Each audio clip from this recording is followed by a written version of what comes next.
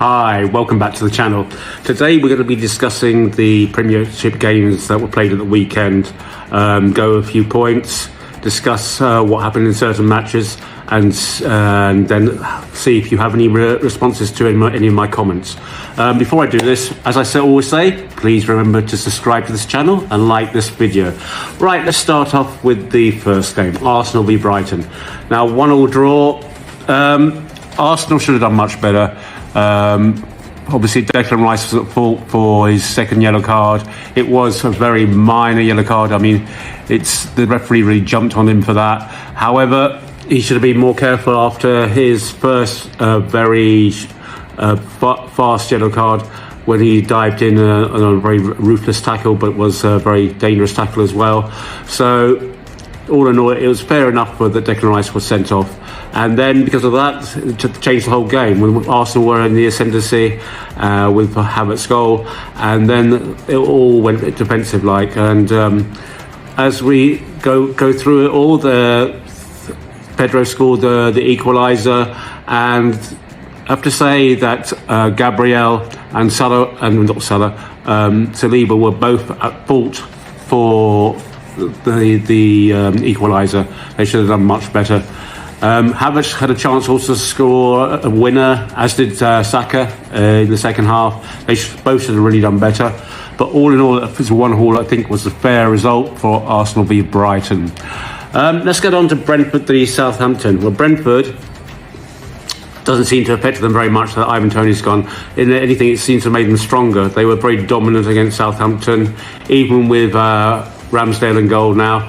He made some very good saves, but they're Brentford at home against lower sides. They're just ruthless, and they totally dominated Southampton and made it 3-1. As I say, since Tony's left and since he wasn't playing at the beginning of the season, they've done okay. They look actually a more consistent team, a more team with direction rather than just relying on one player. So yeah, in some ways it's obviously done, not only financially, but it's done them a lot of good getting rid of Ivan Toney, and I'm sure he's very happy with the wages he's getting in Saudi now. Let's move on to Everton v Bournemouth. Everton looked like they were going to win this at home, but their unlucky form just continues. I mean, they've been playing that badly in the last first few games of the season. They just can't seem to get a win, and Bournemouth were very consistent. They got a very direct attacking way of playing this season, and then they came back and beat Everton 3-2. Let's move on to Ipswich v Fulham. Obviously going to be a stalemate. Ipswich got their first point of the season. Fulham, with Emil Smith-Rowe from Arsenal, have been playing much better, and yeah, it was a bit of I'd say both teams played fairly well. I mean, they cancelled each other out.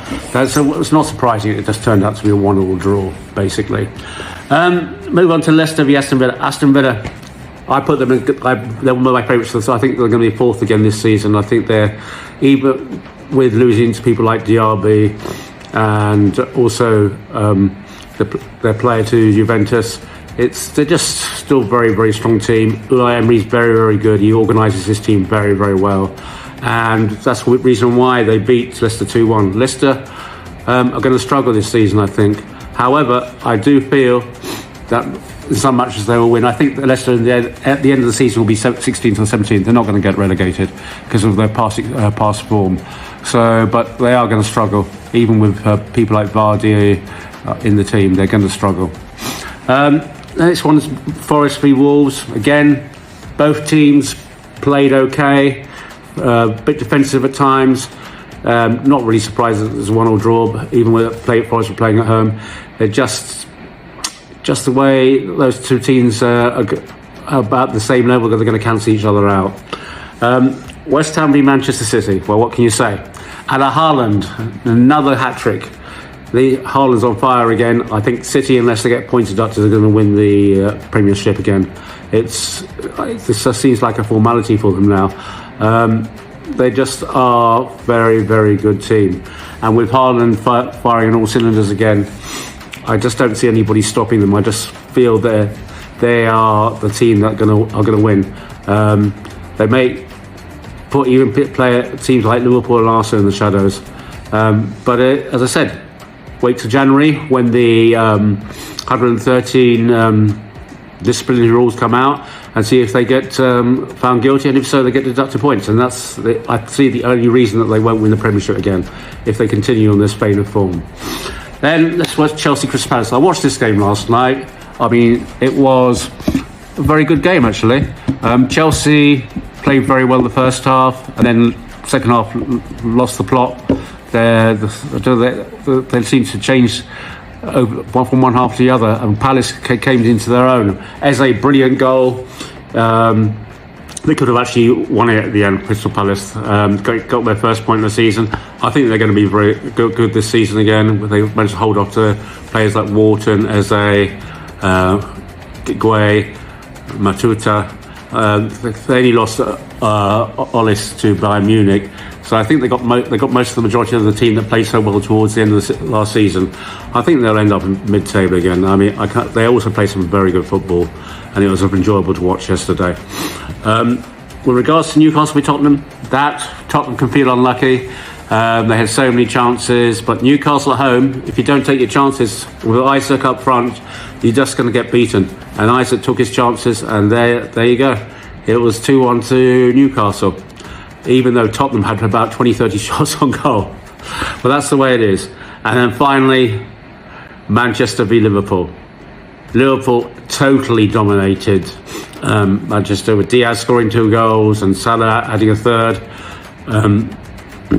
Alexander-Arnold can feel unlucky that he had a goal disallowed. It was offside, but they were just in total dominance. And as I said before, I think Ten Hag was very lucky winning the FA Cup with the runs and the League Cup. He had 2 very easy runs to both finals. Admittedly, he won both cups. It was great, but he's not going to do anything again in the Premier League.